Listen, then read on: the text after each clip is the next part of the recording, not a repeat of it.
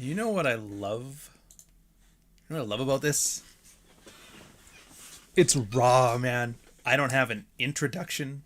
I don't have a theme song. I don't got nothing.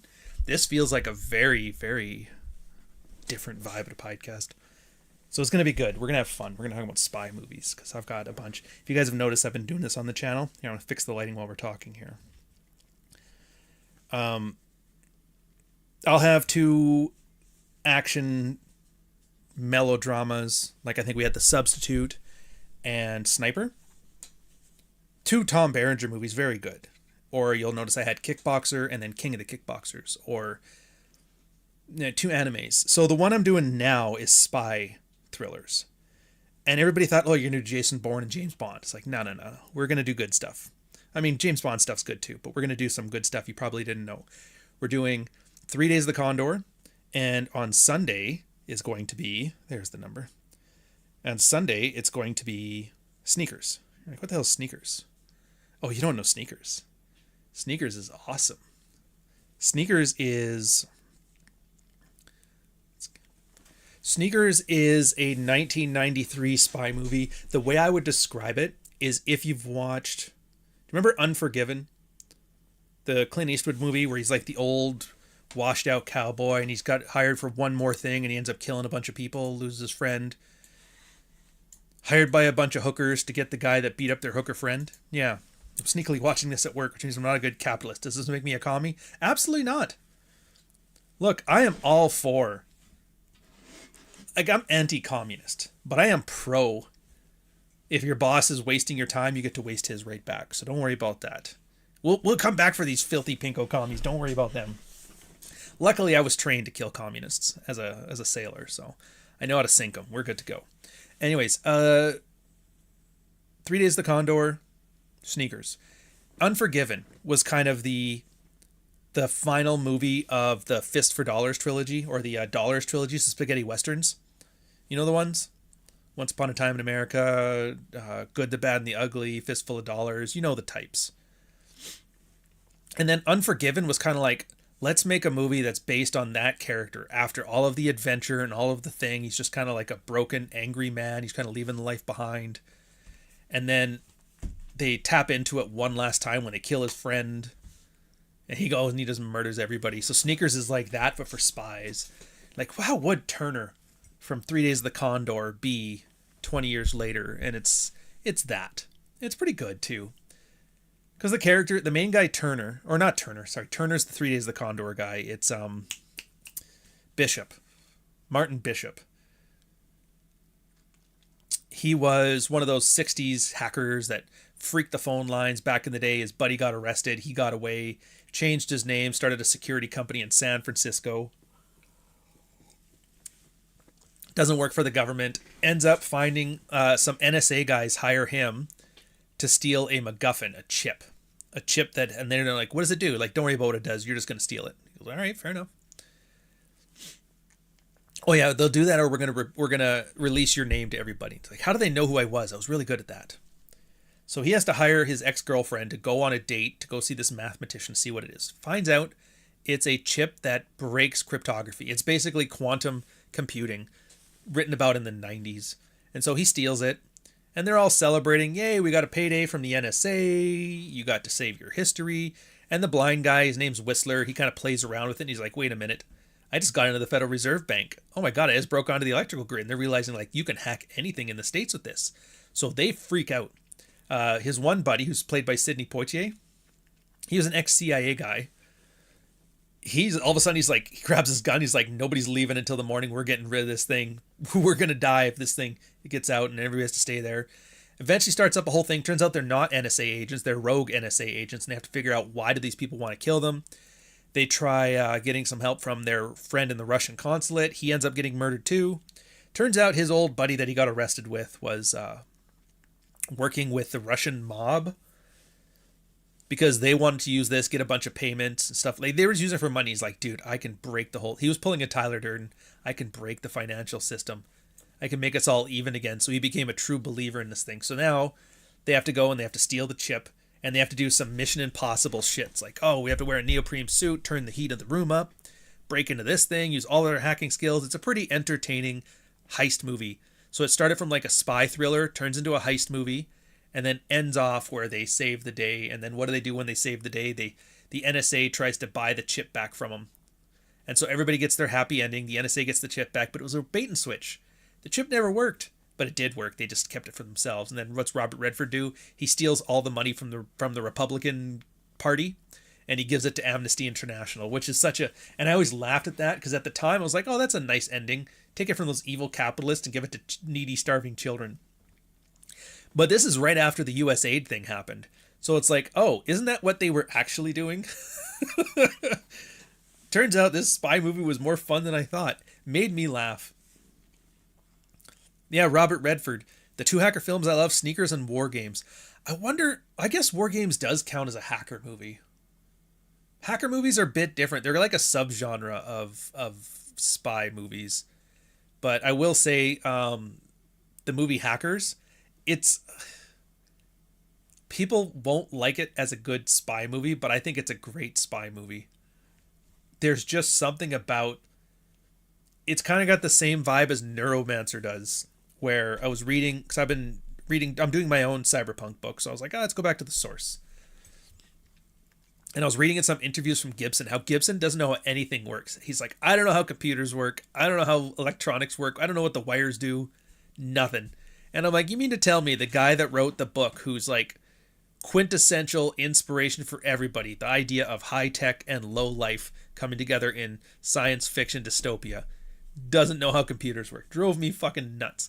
Hackers is as if somebody wrote a hacking movie that had no idea what hacking did. Yeah. He put a bunch of hot British actors in there, and Angelina Jolie back in the day, and they're like, yeah, let's do this hacking stuff. And it was such a good time. And yes, that is true.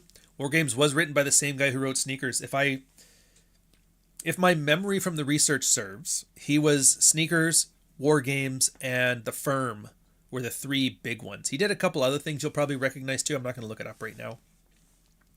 But you remember that back in the day, dude. The Firm was an awesome movie with Tom Cruise. War Games, awesome movie. Sneakers, awesome movie. Yeah, Too Many Secrets.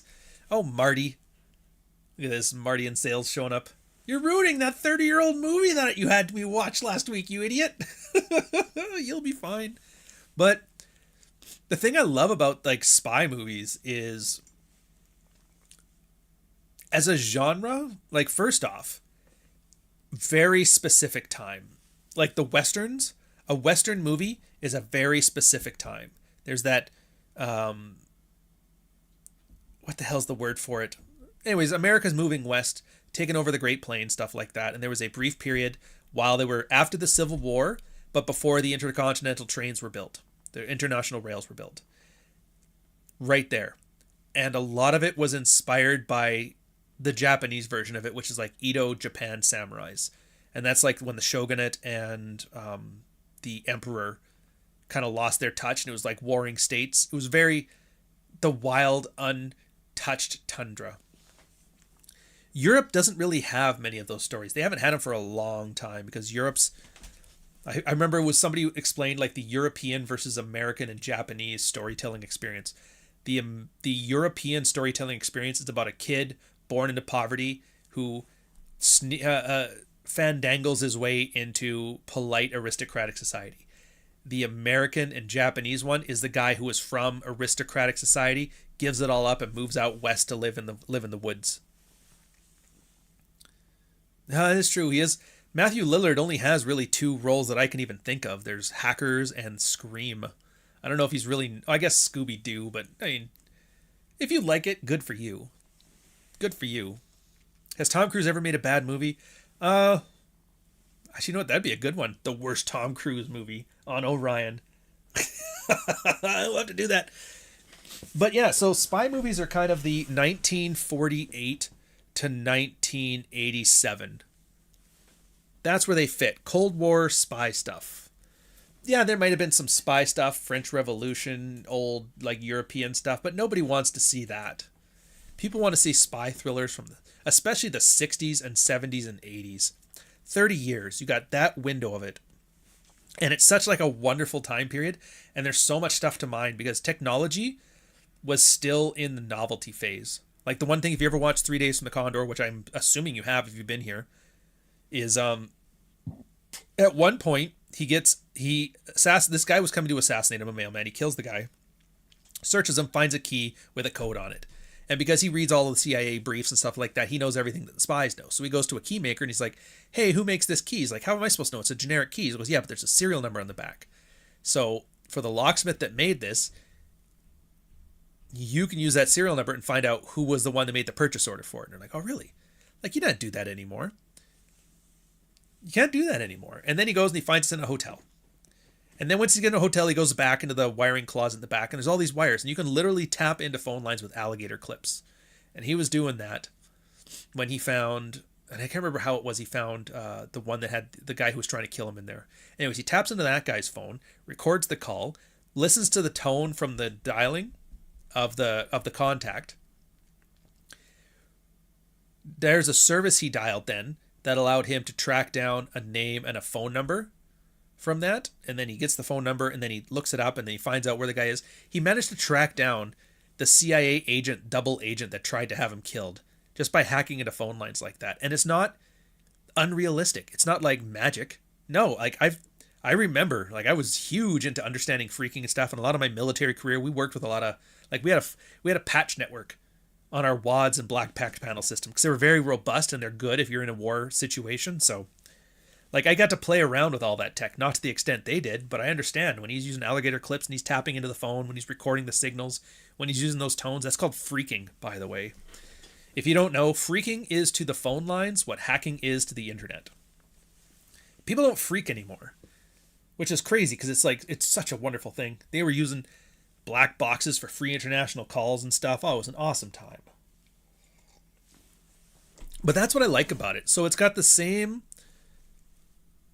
I mean, if you really look into it, you watch 3 Days from the Condor, it's the same as watching Lord of the Rings, but instead of Gandalf using magic, which is just, I mean, let's face it, most magic systems in any story are just Deus Ex Machina or Deus Ex Machina. You know, I need the ability to stop this Balrog. Well, all of a sudden now my sword glows like fucking lightning and I can stab him and I'm an angel. Like, how does that work? And the problem is you get a lot of autists who are like, well, technically his power level is this and he's an Omega level mutant. And you're like, shut the fuck up, you communist fuck. Nobody cares about your stupid convoluted midichlorian count. You know what I mean? Midichlorians make the force. Like, no, shut up. If you're doing magic, it has to be undefined. Undefined. You have the verisimilitude, like, established early on that he can do a certain talent, so that way when it comes up later, it doesn't seem like it comes out of nowhere. That's how you do proper magic. The thing about spy thrillers that are good is that they do magic, but the magic makes sense. Like, you could if you had the spy knowledge that they had, you could do the magic they did. So everybody who's sitting here autistically wondering about midichlorian counts on Star Wars or magic powers or Marvel Omega level mutants and shit like that, why are you not hooked on spy thrillers? And James Bond, this is the one thing that annoyed me about the Roger Moore series of James Bonds and the Pierce Brosnan series of main James Bonds, was that they took the spy thriller and they took out the spy and the espionage and they replaced it with magic.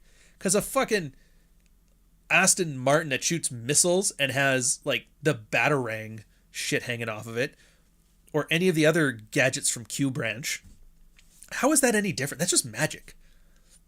And that's why my favorite are the Timothy Dalton years. The Timothy Dalton years, like, he gets gadgets, but the gadgets make sense. Like, I think, what was it in, is it License to Kill? Or was it Living Daylights? I think it was License to Kill. Oh, yeah. So, like, one of his tools are a fingerprint scanner. So only he could use his pistol. Somebody else tries to shoot him with it, doesn't work.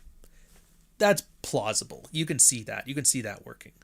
Or a toothpaste tube, but it's full of, like, plastic explosive. Yeah, plastic explosive is moldable. Sure, they make one that fits in a toothpaste tube. I can get that too.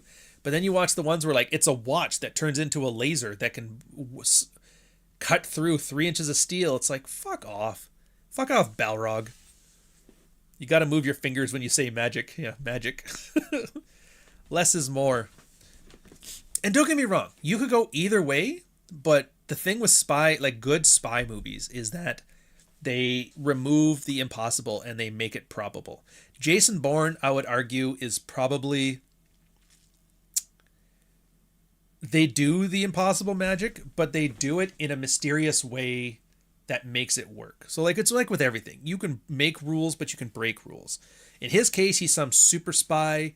Was there like a chemical augmentation like Captain America? Was there a... Here, one sec. I got this. I was watching this funny Indian thing that they were doing before, and there's like this picture of Chris Evans just laughing, and it's constantly in my face. Yeah, is it that? Is it brainwashing? Is it super duper training? Did they break his brain? Was there magic involved? You don't know, but it doesn't really matter for the story. They just let your imagination do it. They just say he went through some crazy special program. We don't know what was in it, but it definitely wasn't fun, and they tortured him. And then it makes him into this super soldier right now, but he can't remember anything about it because of his memory loss. And so like that kind of makes sense. Yeah, the Jason Bourne is essentially magical, but it's grounded well enough. They're like, just hand wave it away. Don't explain it. Because as soon as you start explaining how the Operation Blackbriar goes, it's going to lose all of its magic. Oh, well, it turns out it's just you put testosterone in it. Like, shut up. And I hate when guys do that. That's the worst part, is like the biggest film nerds out there are the ones that like, hey, I love this movie. I can't wait to fucking ruin it. I can't wait to fucking ruin it. How are you going to ruin it? I'm going to invent an entire scientific study devoted to, like, I want to translate Klingon into... Shut up. Shut the fuck up. Let me enjoy this movie. Do not ruin it. Don't explain the Force. Don't tell me about midichlorians. Don't give James Bond a magical wand. Don't give Gandalf a glowing sword out of nowhere. No, don't explain any of this stuff. I want it to just happen. And if you have to explain it, do it properly. Do it properly. And then what's the one thing too about spy stuff that's good? They don't have magic for the sake of it. They don't have magic to get you out of a convoluted plot hole. The magic in spy thrillers is it's there to serve a purpose. And this is like reveals. There's two things I kind of talk about in all my videos. There is reveals and there is setups and payoffs. Some movies, setups and payoffs. Some movies do reveals. Some movies do both. Case in point, Star Trek II Wrath of Khan. Loved setups, loved reveals. It's like a symbolism thing. So as a gift to Kirk, Spock gives him a copy of A Tale of Two Cities. And if you notice, a lot of the themes that come out in the book, A Tale of Two Cities, come out in Star Trek II Wrath of Khan. And you're like, oh, I get it. So it's a setup and a payoffs. And then at the end, like, it gives him A Tale of Two Cities. Hey, is this because I'm getting older? It's like, no, it's just the best of times. And then at the end, he kind of realizes like what Spock was trying to tell him at the end. He goes, yeah, it's a far, far better thing than I do now and far, far better thing than I've ever done. So it sets it up early on. Otherwise, that whole scene at the end where he gives the line from Tale of Two Cities makes no sense. Set up, payoff.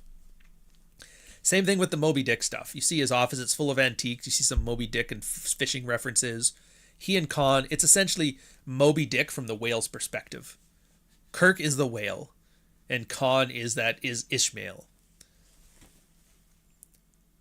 So you get a setup in there, and then you get the payoff in there. Ends exactly how you expect it to end. Now, the other way of doing it is reveals. And this is where the spy movies are just awesome with that. It's always about reveals, because if you knew... back to the Condor. It starts off pretty simple. He's like a hippie, but he's really good at reading books and deciphering codes and whatever. And he has a bunch of coworkers, and they're taking their job fairly seriously. And then he goes to make a lunch run, and then they murder his office. If I knew why they murdered everybody in that office right from the start, the movie would be boring. Oh, they murdered him because they happened upon a plot to overtake a Venezuelan dictator and get oil for America. Oh, okay. No. That's half the fun. Why did everybody get killed in there? Who were those assassins? What were they doing? That's the thing that hooks you. That's literally the hook.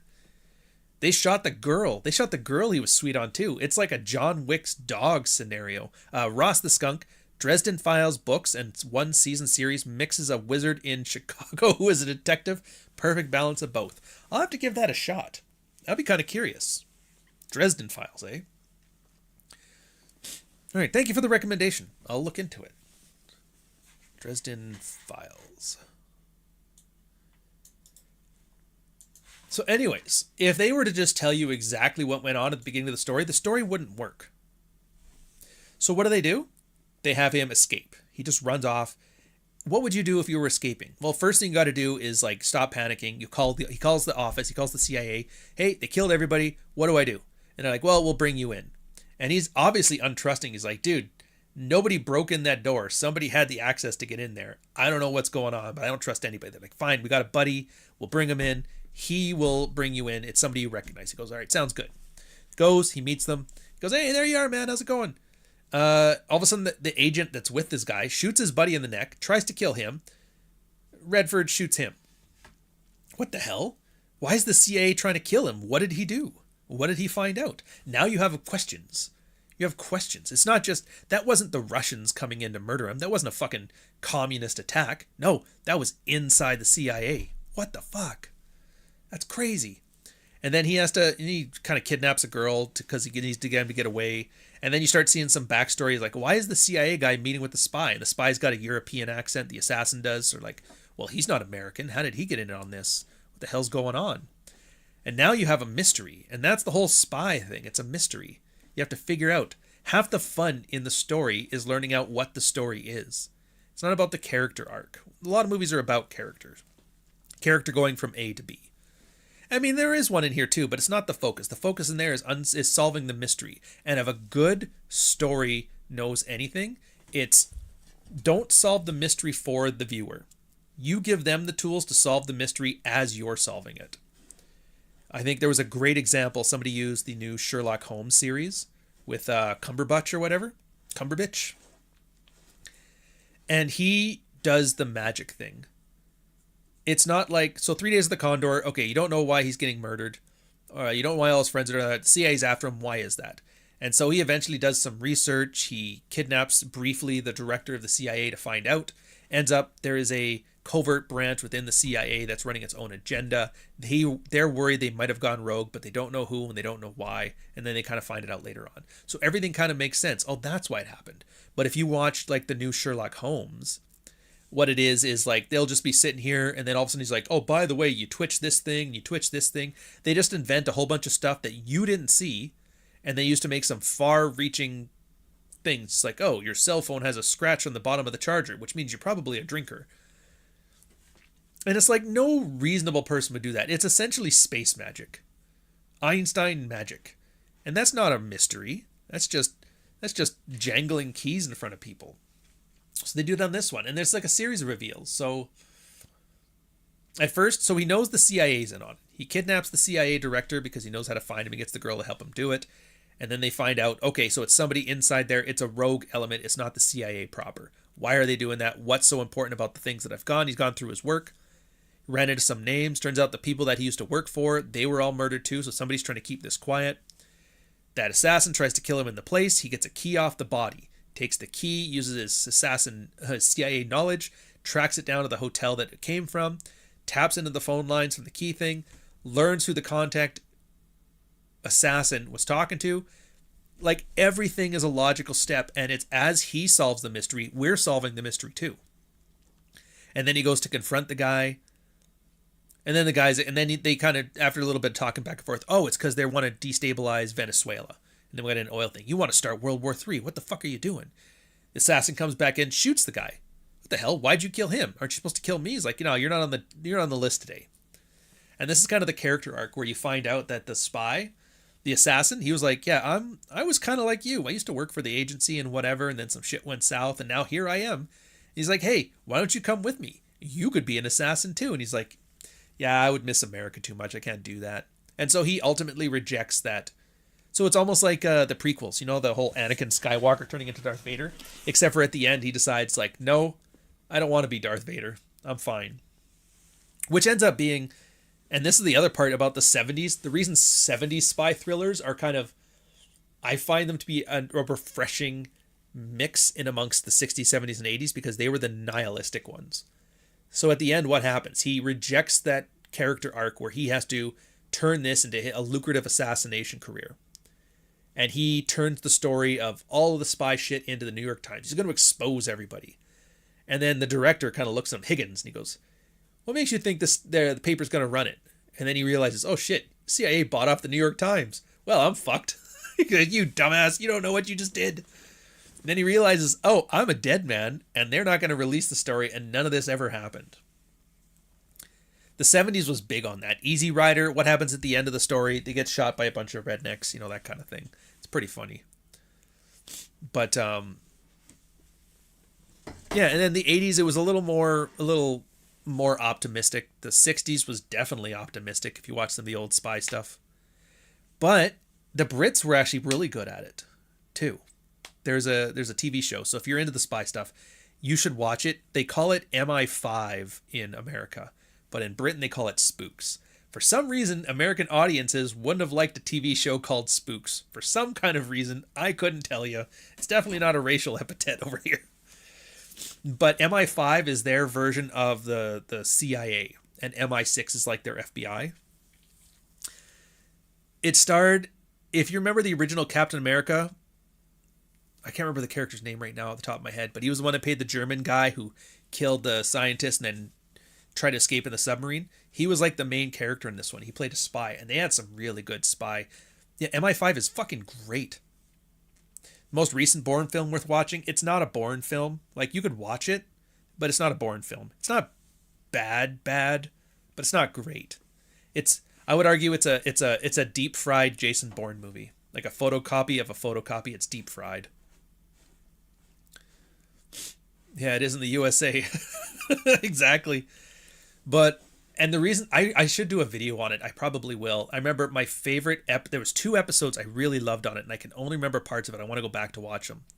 It doesn't have and I talk about it on the channel too, where cheaply executed versus poorly executed. These ones are cheaply executed. So there was one story where the main guy, he trains a spy to go and break into, I want to say they were white nationalists or something like that. Or no, Russians. And breaks in, does the thing. They end up getting captured and found out. And they want to question the guy for information because they know he's the one in charge of this operation. He doesn't say shit. The guy takes the girl's head and shoves it in a deep fryer. And oh my God, it was the most visceral thing I remember ever seeing, because they don't show it. They show he put on the glove, he grabs her by the head, and they see the deep fryer, and then they cut away to the spy. And all you hear is like, she's screaming, and then no screaming. And you just hear like a bubbling sound. And then you hear like they throw the girl back, and then you hear like, like holy shit. He ends up escaping. It ends up fucking with his head. His character kind of develops PTSD as the story goes on. They did a lot of, the other thing they do in British TV that they don't do here is they recycle the cast a lot. So like the main character will be the main, like 24, Jack Bauer runs every episode of 24. He's running it. If 24 was a British spy movie, in season 1, he would have gotten PTSD or been murdered or something. They'd have a different person in charge. So they've had probably 3 rotations of casts in the first couple seasons that I watched. But yeah, there was that episode. And there was another one where they were going after white nationalists. And the part I remember is there was the guys in the van and then the field operatives. And for some reason they had too many things to do and they didn't have enough field operatives. So the guy in the van's like, you know what? I'll go do it. They're like, dude, you're not trained in the field. He's like, oh, got it. He ends up in the woods, captured by the white nationalists. And they're like, and they're basically going to kill him. And like, hey man, don't worry about it. Stop resisting. The guy tries to fight, tries to get away, and he's like weak, and he's not able to. And they're like, yeah, stop, man. Look, just stop. It's fine. Sit here. And they basically string him up to a tree and hang him. But it was just the whole, like, there's nothing he could do to fight it. He couldn't fight them off. He wasn't strong enough. They had weapons. He had nothing. But yeah, they just fucking emotionally torture the guy. And I was like, oh. And there were such great stories. They really are. And they just would not touch that stuff. It's visceral, man. Visceral stuff. And it's crazy because they don't have giant gunfights. They don't have big explosions. It's very small, self-contained plots. But that cheapness that they do allows them to execute. And they really have to make up for it with like visceral, character-driven moments. And these things slowly drive the main guy insane. And he eventually goes off script on one. And he tries to kidnap somebody he's not supposed to. And he ends up getting kicked out of the business and stuff. It was pretty cool. Yeah, British Spy TV, Tinker Tailor Soldier Spy, and Smiley Peoples, both awesome. Yeah, if you really want to get into the old stuff, for sure. But that's what I mean. There's like a huge catalog of these things, and for some reason, it's like pirate films. They just died, which sucks because like, and then it's the other thing: pirate films, westerns, samurais. Samurai films are all about Ronin. Western films are all about guys living off the grid. Like the pirate in the Caribbean 1800s times, these are all about the outlaws on the outskirts of society. There is a lot of set pieces that have been set over the years in all the different parts of the world in different times. The spy thriller is unique in which they are like multiple superpowers stuck inside an organization, breaking the rules. Like it's very un-Western in that way. Is MI6 for Mission Impossible supposed to be continuation? No, well, it's just MI stands for military intelligence, and so the Brits have, I don't know how many they have total, but I think there's only 6. So it's like MI 1, 2, 3, 4, 5, and 6, and they all have different mandates. So MI6 is supposed to be the internal military intelligence service, or no, yeah, internal, or was it external? Yeah, MI6 is external, so they're like spies for the outside. MI5 is the internal one. I don't know what MI3, 2, and 1 are for, but I'd have to look those up. They might just be different designations, but yeah. And it's definitely different there because, you know, it's Britain. They don't have rights and a constitution, so fuck that. But the part I love the best about it is it's because TV is not a sophisticated medium. It's generally popcorn movie stuff. And don't get me wrong, I will watch RoboCop shoot a guy in the dick all day. I am all for.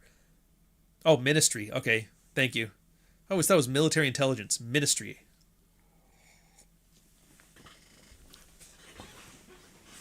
All day I could watch like just slop. But every now and then, it's nice to watch a movie that doesn't think you're a fucking idiot. They don't need to jangle keys. They don't need to give you a flashback of something that happened 20 minutes ago because you probably forgot. Like, they treat you like an adult.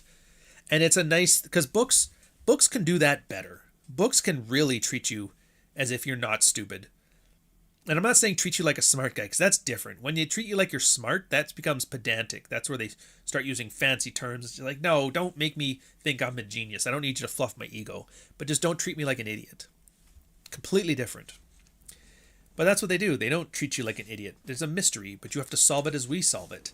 And then you get that second watch. And that's one thing about good movies they don't do anymore, is a good movie, you can watch it multiple times and appreciate it more as the times go on. Fight Club, great example.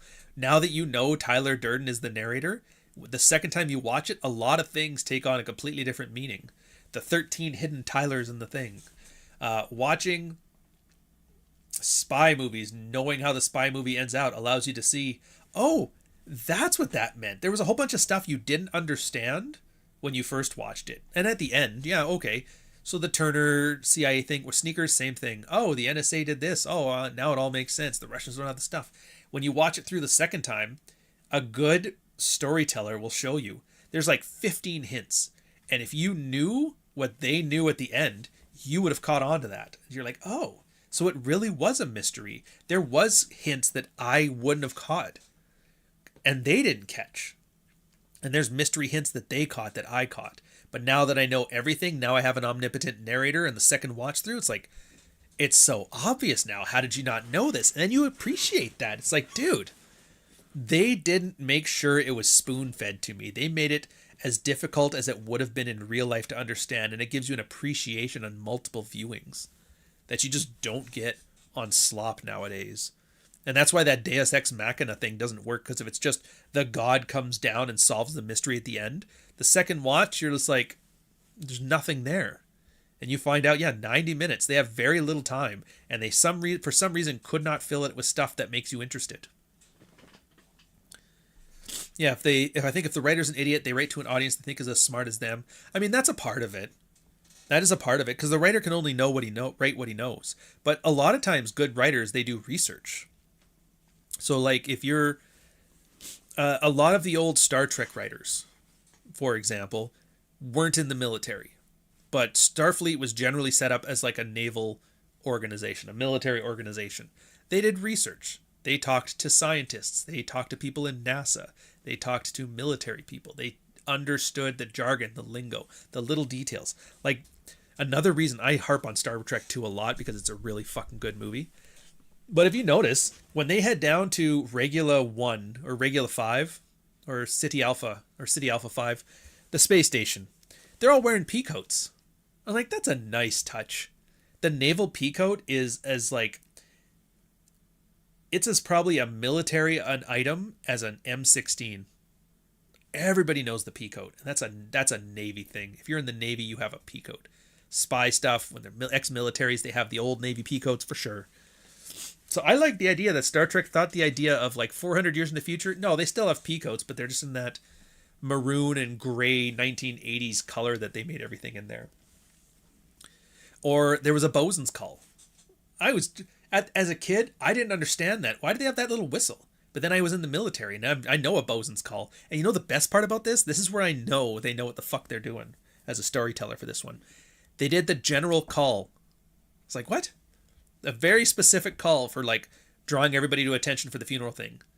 Doo-doo-doo. That's the general call. Holy fuck. Like, that's levels of detail. And there's little things like that people do. Even if you're not a smart person, if you're an inexperienced writer, if you don't know a thing, just study it. This is why some of the best stories are passion stories. Guys who are like, I have loved this my whole life. I've always wanted to write on this, and they write about it. It's the other people that just like, I want to make some DEI communist slop. And that's why it looks so disingenuous when you see fucking retards making Star Wars movies nowadays, because they didn't like Star Wars growing up. They never watched old samurai films. They never watched westerns. They didn't give a shit about World War II Air Force stuff. They never watched Flash Gordon. They never read Buck Rogers. They don't know about any of these influences. They just watched Star Wars, and they made like a shitty version of it because they wanted more diversity in there. It's like, fuck, man. That's how you ruin a story. You just don't give a shit. And to be fair, those could be the smartest writers you've ever met. But it's like you said, they're going to write to an audience that they think is as smart as them. And in this case, they're very smart people, but they're so unsmart with the subject matter that they just make it stupider. And not just stupider, but like a smug stupidity. I'm brilliant. Of course I know this. I have critical thinking. It's like, you don't have critical thinking. Critical thinking doesn't exist, by the way. A little off topic. But everybody thinks there is this abstract skill set called critical thinking, that once you have it, everything else becomes an easy, like, oh, I'll just apply critical thinking to this, and now I understand this. It turns out what it actually is everything has a body of knowledge to it. There is facts, there is techniques, like all the things that come into understanding a thing, and you either know them or you don't. So if you want to be the smartest guy on earth when it comes to stories about naval warfare, you need to know all the different facets of naval warfare, all the history to it, all the tools, why things were done, the different jobs. Once you understand, you know that. Critical thinking doesn't do shit. Yeah, I honestly think today's movies are aimed at pissing off the fans of IP because somebody got their feelings hurt in high school. You know, the funny thing about that too is, like, it's not. Obviously, it's a business. They want to make money. But here's the thing. I had my podcast before this was a red-pilled one, which, if you're not into that, that's fine. You don't have to be. But I was making a reference to the Canadians. We just had an election. And the Conservative leader, who had like a 30-point lead at the beginning of the year, managed to squander it, lost his seat, lost the election. And it was because he hired his ex-girlfriend to run his campaign, a bunch of girl bosses, and they girl bossed it up. They actually... And so I'm inclined to believe that a lot of these, like, critical drinker slop writers and that, I think they wanted Star Wars to do well. I think they wanted to write all these modern audience movies. I think they wanted them to succeed, but they don't know anything. And that's the worst part, I think, is that when somebody... Because if when somebody wants to sabotage something, that's an evil. You can reason with that. It's an incentive thing. But if somebody wants to do well, but is just so incompetent at it that they ruin it anyway, that's so much worse because they truly believe they're helping. And yeah, so yeah, are today's movies aimed at pissing off the fans of the original IP? No, but if they were, this is exactly how it would look. Which, why do you watch it then? that's kind of what I want to get at on this channel as I go through. Like, why would you watch something that hates you? Why would you watch somebody's shitty implementation of something? Why would you make 500 videos in your channel about it? Dude, like here's exactly what I hate. Do you know what I hate? YouTube movie reviews. I'm going to look up Critical Drinker's channel right now. And I'm not singling him out because I don't like him. I'm like, whatever, he's successful. I get it. I wish I could say he's like really good at movies, but I have his books. I haven't read them yet. I'm curious if they're any good. I have heard his movie, though. He made a short film, raised a bunch of money for it. It's not fucking good. Nobody likes it. So it's the problem with being a critic is that you can't make anything better either. So all you're good at is just outrage farming. My assumption, I haven't looked at this yet, I'm just guessing. If I look at the top 20 videos, 10 of them will be about Star Wars or Kathleen Kennedy. Possibly Snow White. I think that's the other reach one. Let me see how close I got. Thunderbolts gave me Marvel cringe. Revenge of the Sith humiliates Disney Star Wars. Predator, what the fuck? Andor Season 2, a rough start. A lot of like Star Wars hate. Hey, he actually likes something. He recommends Warfare. The Last of Us is stupid. G20's funniest movie of the year. Minecraft movie is mindless slop. The Message is dead. Snow White sucked. Jason Statham beat Snow White. Kathleen Kennedy sucks. Avengers sucks. Alien 3 sucked. Snow White sucked. Jack Black sucked. Yeah, it's all the same slop. And it's the worst Die Hard clone ever. And it's got, all right, whatever. So it's all the same thing. It's just Kathleen Kennedy sucks. Star Wars sucks. New movies suck. Feminists suck. Jack Black sucked. And it's like, I agree with all of that. There's nothing wrong with that. The problem is that's all he does. And at some point, you got to realize, like, why are you spending this amount of time here? And I'm not talking about him. He's doing it because it pays. It pays the bills to talk about Star Wars again. My critique is for the audience. You hate the new Star Wars. You know you hate the new Star Wars. You hate the new AAA game that's coming out. You know you hate the new AAA game that's coming out. You've known that since they declared it was going to happen last year. You know it sucks. You know why it's going to suck. You know how it's going to suck. Why are you sitting there watching it, yelling at the screen about how much it sucks? We've had 100 years of cinema.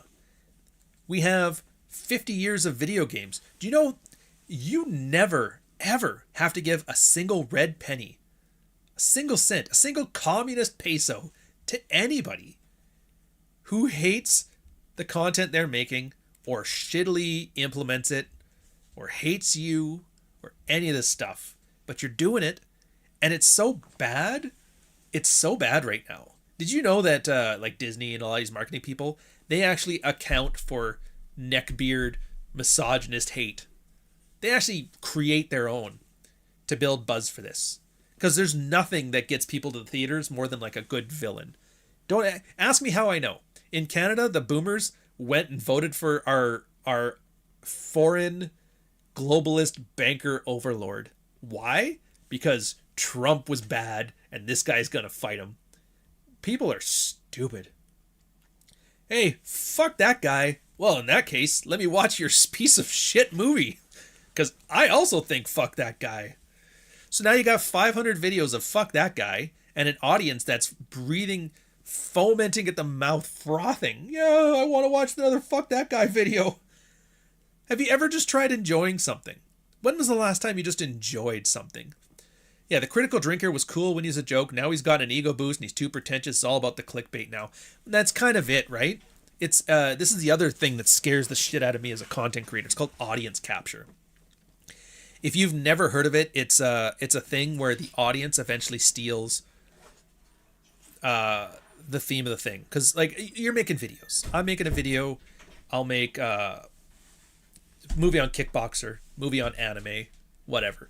And as an audience, you guys will talk about the things you like and you won't talk about the things you don't like. But what you'll especially do is rant at the things you hate. So you got to be careful, because if it's just Hey, I love this. You should do another one of these. I never, no offense to you guys, but I never listen when you tell me, you should do this video. And I'm like, I will not be doing that video. Because whenever the audience tells you something is wrong, or whenever they tell you something is right, they're probably right. But when they tell you how to fix it, they're always wrong. So you guys are telling me, oh, this is great, do more of this, do more of this. And so, yeah, oh, fuck, I'm going to do more of this. And then anything that's not that, and then that's it. That's all I do. Whatever the audience tells me to do. And that's assuming the audience knows what they want, because they don't. I don't think the audience knows what they want on anything. Tim, what's the Apple guy? Steve Jobs, perfect example. Nobody knew they wanted an iPod until I gave it to them. I fully agree with that as a creative process, that the audience has no idea what they want. They only know what they like after you've shown them. So you have to trust your own judgment. But here's the thing. Here's the audience capture part. I do a video on some piece of shit movie I don't like. And you're like, yeah, fuck that movie. I hate that fucking movie. Star Wars, Kathleen Kennedy. Oh my God, she is a bitch. I agree. And now the audience is loving it because, dude, if you put out, like a Twitter example, I can put out the greatest tweet ever. And every follower of mine will, like, look at it, smile, move on. I could put out the worst tweet with the stupidest stuff ever, and everybody who hates it will like it, so they can remember it, they will bookmark it, they will retweet it. This guy's a fucking idiot. It will get 10 times the engagement. Now here's the thing. As a content creator, if I do a video about Kathleen Kennedy and you guys hate that bitch and you're in there yelling at her, and then people who like feminists and hate neckbeards are yelling at you, and now everybody's watching this, and everybody's, while it's playing, they're typing in the comments. And what do I see? Oh wow, this video took off. So what am I going to do? I'm going to do another one. And now I'm stuck in this realm where I make something that you hate, I make something that I hate, but we're all stuck here now because I let the audience capture the core of what I wanted the channel to do, and now we're in this lane. And look, no, like Critical Drinker, that's great. He's probably bought himself a few houses off of it. Jeremy from the Quartering probably bought himself a new shed off of just shitting on Captain Marvel. But eventually people are going to get burnt out from it. There's going to be something new to hate. And what do you do then? What do you have? Other than hating Kathleen Kennedy, what do you have? Probably nothing. So it sounds great. It's like lead. Sounds good. It tastes sweet. Oh, it's delicious. Then eventually your hands stop working. You're just screwed. So yeah, that's why on the channel I've always had I hate YouTube movie reviews. There's a few ones I hate. I hate the video essay guys because they're like, I'm going to take this movie and force fit it into something that I want to talk about. And it's like, watch the movie on its own terms. Stop turning the movie into your excuse for a fucking philosophical debate. It's RoboCop. It's not communist blather. And it's always commies that do that too. Not even real communists. Like those fake ones at school who like, I love university. It's way better than work. Fuck capitalism. It's like, fuck your dad.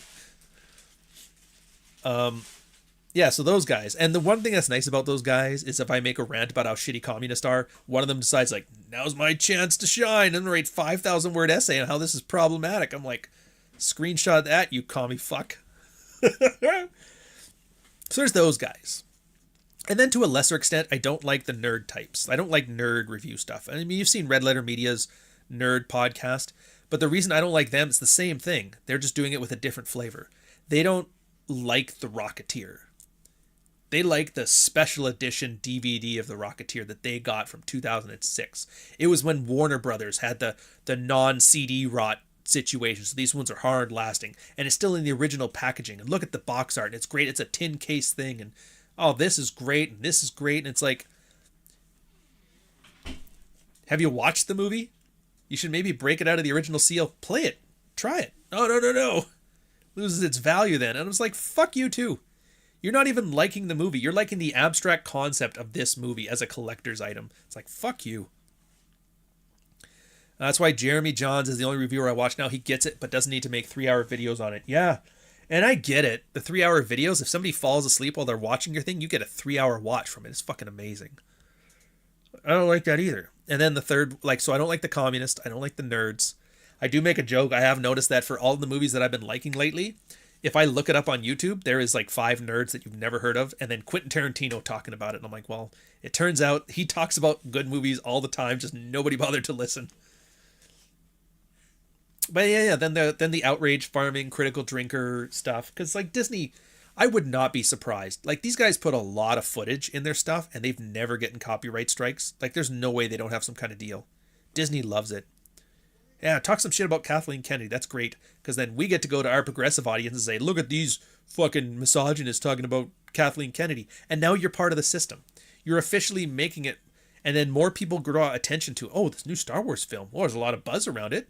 They don't know where it's from. It's called Source Amnesia. Better go watch it. And then they go and watch it. It's like, fuck, I watched another piece of shit movie. I fall for this every time. And it's like, yeah, because you're not media savvy and you're falling for cheap marketing. And now the guys that proclaim that they hate this are officially part of the machine. Critical Drinker has probably been the best boon for marketing for Disney ever. Does that sound like somebody who hates it? I don't think so. I don't think so. And so, yeah, I kind of like now. It's still, this is like my nice little small third channel, which I like. Yeah, they're making money from him. He's either in it or oblivious. Even if he is oblivious, whoever his PR team is, they aren't oblivious, so they're making it work. But so, yeah, if you take nothing else from this, I'm going to let you guys go. If you take nothing else from this, just understand, if you don't like something, don't engage with it. A, you're marketing it. B, people actively make you hate things because people who hate things talk about it. There's actually a Reddit, back in the old days when Reddit wasn't queer, theory of Reddit. And I mean that in like the strange way, not the homoerotic way. I mean, yeah.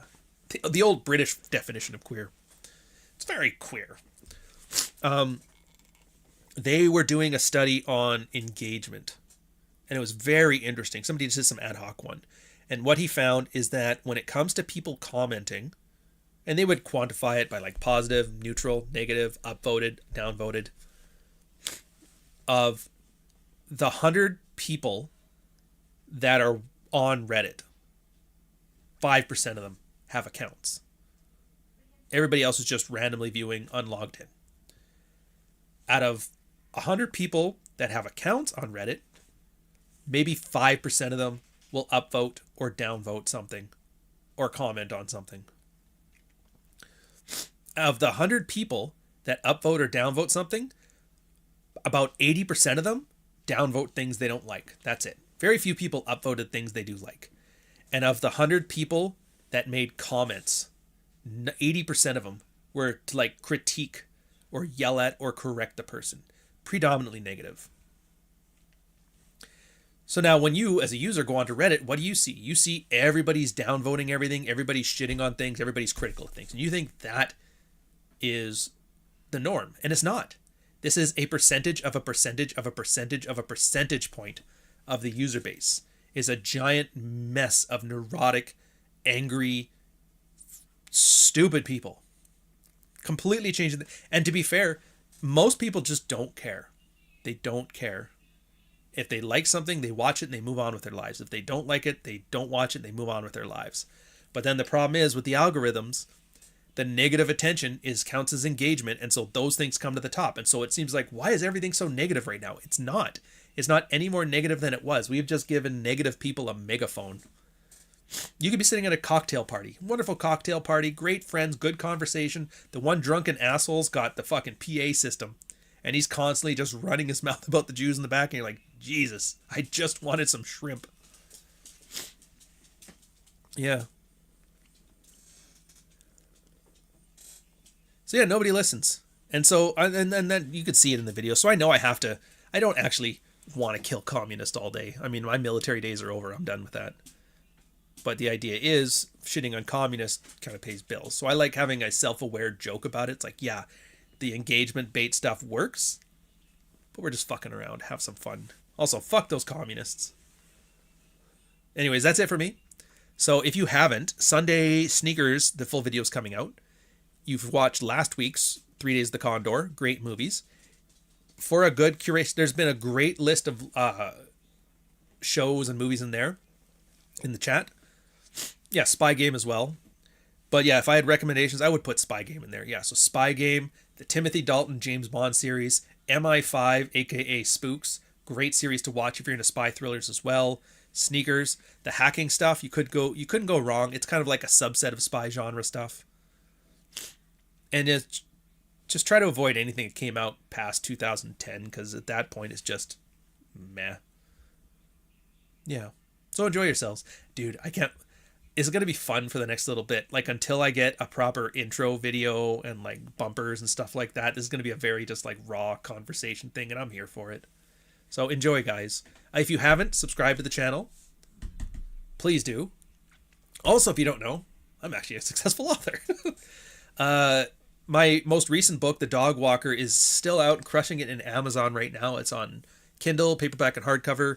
It's the story about a guy who made a promise to his mom to never turn into a douche like his stepfather, and in doing that, it's ruined kind of his sex life. It's a very raw and unfiltered contemporary fiction book. It's written for men. It's written by men. A lot of girls like looking inside the male mind and being horrified at what they see. It's well written. It's a good character arc. You'd probably like it. I'll put the link in the description. Anyways, cheers, fellas. Where's my stupid ending thing? There she is. All right, see you Sunday for the movie.